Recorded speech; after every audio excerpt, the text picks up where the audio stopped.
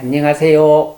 홍선 불자님, 그리고 우리 홍선 홈피 유튜브 동영상을 구독하시는 불자님들께 인사 올립니다.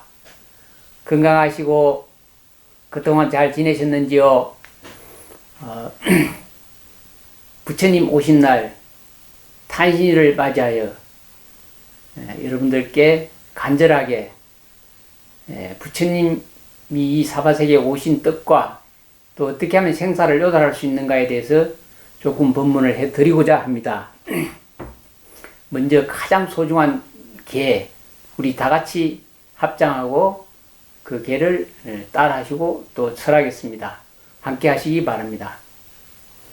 거룩하고 위대하신 부처님께 귀합니다. 거룩하고 위대하신 부처님 가르침에 귀합니다. 거룩하고 위대하신 부처님 가르침을 전하는 선지식 스승님과 성가에 귀합니다. 거룩하고 위대하신 부처님 가르침 따라 세세생생 대자비로 중생을 이익되게 하겠습니다. 옴 아훔. 네. 부처님이 이 사바세계에 몸을 놔두신 것은 참으로 불가사의하고 참으로 기적 같은 축복의 일입니다.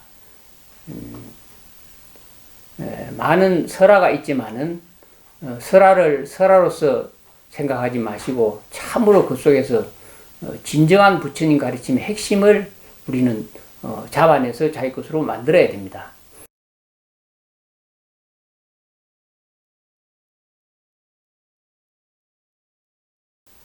사바세계가 다 고통의 세계구나라는 걸 아시고 내가 출연을 했기 때문에 저 중생들을, 고통받는 모든 일체 중생들을 모두 다 편안하게 하리라.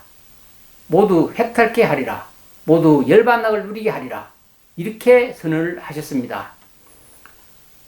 출연과 동시에 그 선언은 그대로 부처님이 이루신 것입니다.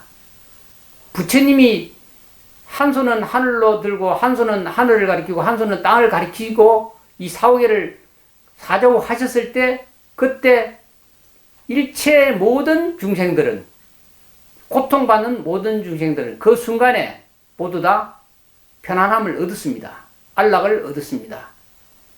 바로 해탈 열반을 얻은 것입니다. 그런데도 불구하고 우리들은 지금까지 고통과 괴로움을 벗어나지 못하고 있습니다.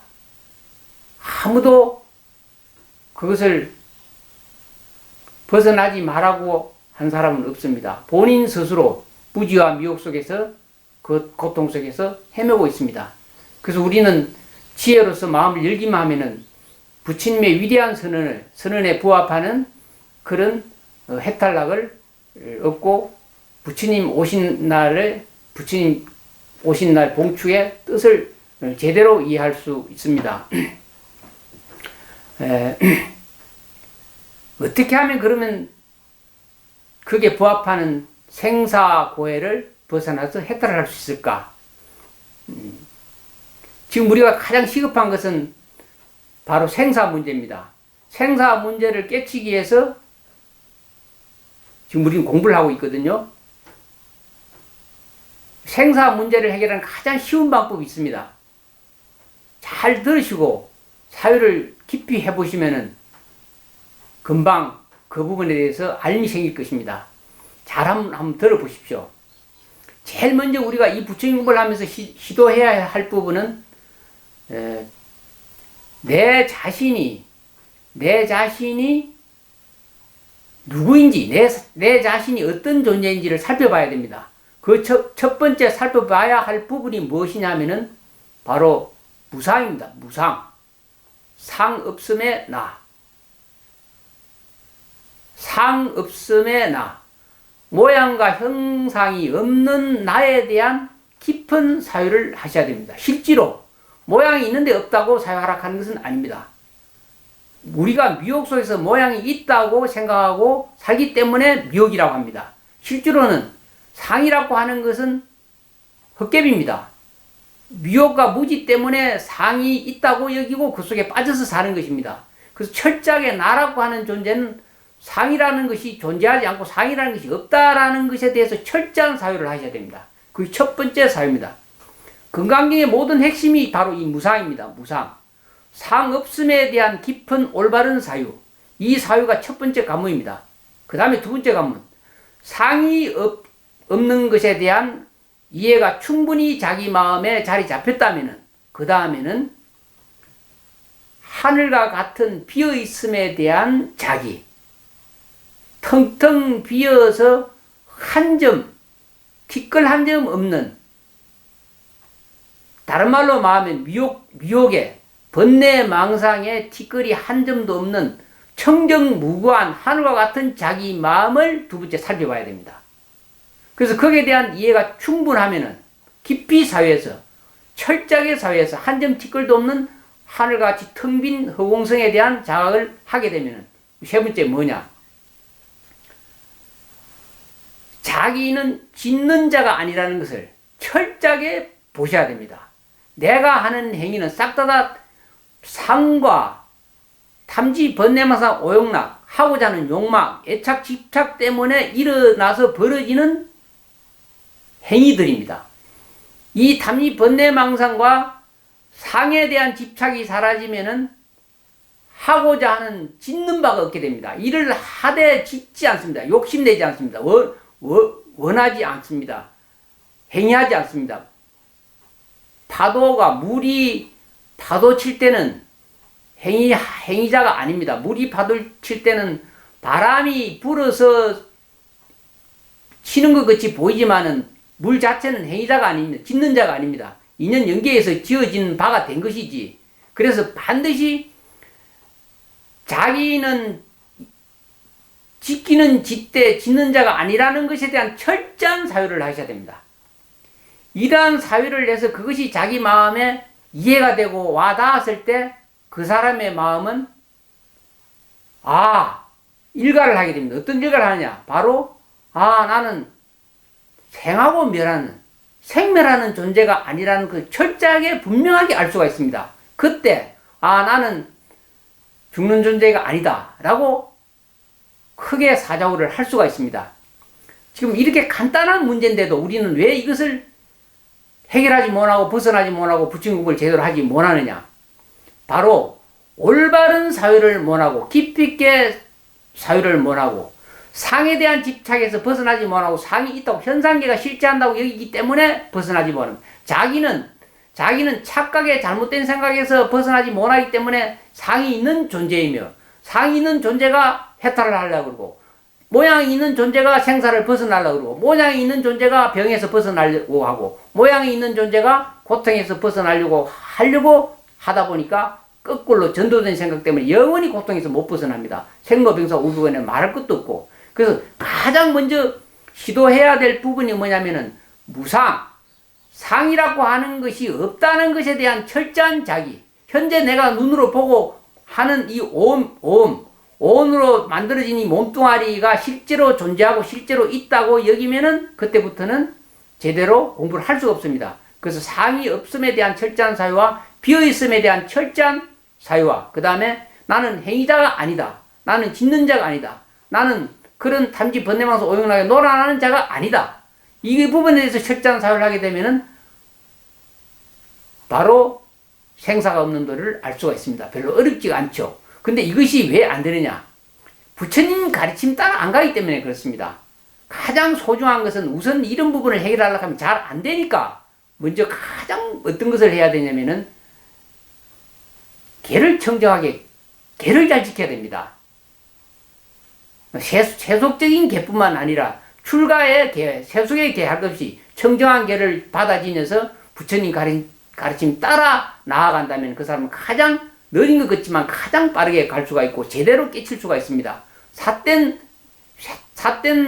소견에 빠져서 허송세월 낭비하지 마시고 반드시 상없음에 대한 올바른 사유를 하시고 비어있음에 대한 올바른 사유, 다음에 행위자가 아니라는 것에 대한 올바른 사유를 꼭 하셔서 이번 초파에 부처님 오신 날에는 모두가 자등면 법등명 스스로 자기 등불을 밝혀서 생사를 요달하는 색탈 자제인이 되시기 바랍니다. 간단하게 본문을 하나 적어온 게 있어서 제가 크게 한번 읽어보겠습니다. 이게 해당이 된다면은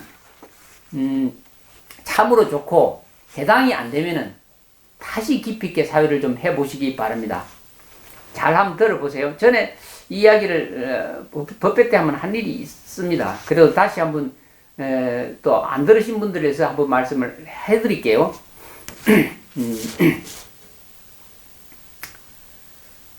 이 생에 대한 집착이 남아있다면 우리는 부처님 제자가 아닙니다. 깊이 사유를 하셔야 됩니다. 이 생에 대한 집착이 아직도 남아있다면 우리는 부처님 제자가 아니다. 두 번째, 존재의 세계에 대한 집착이 남아있다면 우리는 출리심을 얻은 것이 아닙니다. 깊이 사유를 하셔야 됩니다. 존재의 세계에 대한 집착이 남아있다면 우리는 출리심을 얻은 것이 아닙니다. 우리가 부처님 공부하고 나는 세속에서 있고 출리에서나 공부하고 있다, 이런 생각을 하시면 안 됩니다. 다음 세 번째, 자신의 목적에 대한 집착이 남아있다면 보리심을 얻은 게 아닙니다. 자신의 목적에 대한 집착이 남아있다면 우리는 보리심을 얻은 게 아닙니다. 깊이 사유를 하셔야 됩니다. 다음에 파악하려는 노력이 있다면 아직 우리는 지견을 얻은 것이 아닙니다. 알지 못한다는 얘기입니다. 파악하려는 노력이 있다면, 아직도 뭔가 파악하려는 노력이 있다. 아직도 내가 깨달음에 대해서, 불성에 대해서, 부처님에 대해서, 이 생사 요달에 대해서 파악하려는 노력이 있다면 아직 지견을 얻은 게 아니다. 쉽게 판단하지 마시고 깊이 사유하시고 진일보 한 발짝이라도 바르게 부처님 가르침 따라 나아가시기 바랍니다.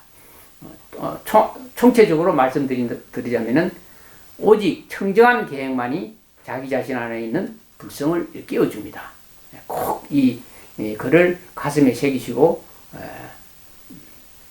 상, 모양도 없고 형상도 없고 색수상행식의 오온의 모든 상을 절대로 인정하지 마시고 올바른 청정 계행을 잘 지키고, 그래서 불성을 일깨우시기 바랍니다.